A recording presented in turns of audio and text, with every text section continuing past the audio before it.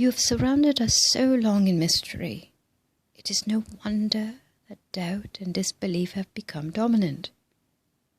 The more you build images and idols and surround us with death and make us unapproachable, save through some other than ourselves, the deeper the doubt and shadow will be cast, and the chasm of superstition grow wider and more difficult to cross.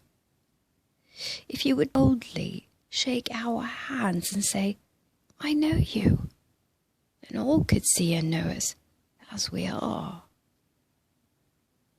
There is no mystery surrounding us or those we love, for we love the whole world.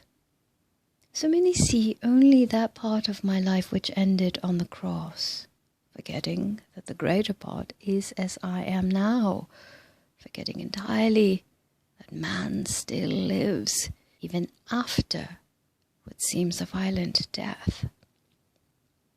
Life cannot be destroyed.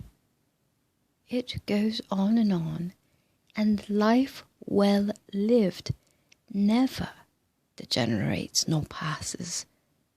Even the flesh may be immortalized, so that it never changes. Dear Pilate, when he washed his hands and said, "Away with him and crucify him yourselves," I find no fault in him. How little he knew of the history he was making, or of the prophecy he was fulfilling. He, with the multitude, has suffered far more than I have suffered. That is all past and forgotten, forgiven, as you will see by our all standing here in one place together. Two figures came forth and were embraced by Jesus.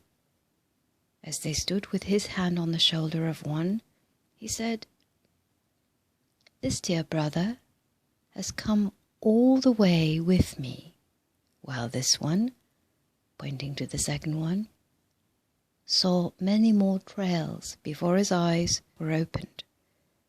But after they were fully opened, he came quickly. He is just as true, and we love him with the same love we do all others." Then another advanced slowly and stood for a moment.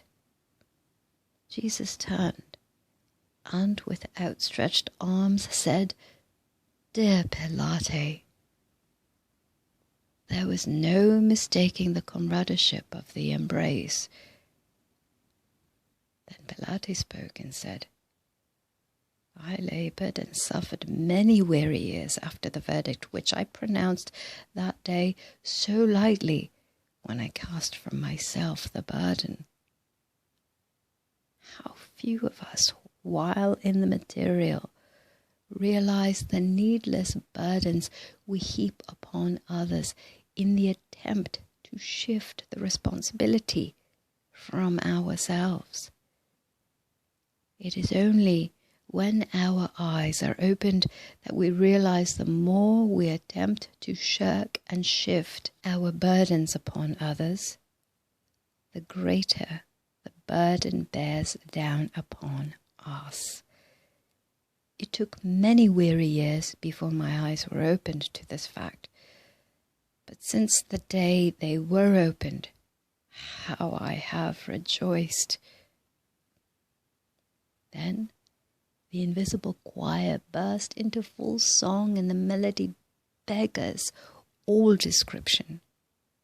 After a few bars, Jesus stepped forward and said, "Do you wonder that I have long ago forgiven those that nailed me to the cross? And why have not all forgiven as I have? With me, the forgiveness was complete when I said, 'It is finished.'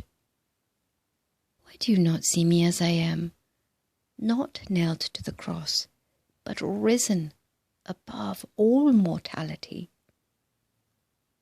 Again, The invisible choir continued with, "Hail, all hail, you sons of God. Hail, hail, and praise him. His kingdom endures forever among men. Lo, God is with you always." And as they sang, the words stood out in raised letters upon the wall of the room.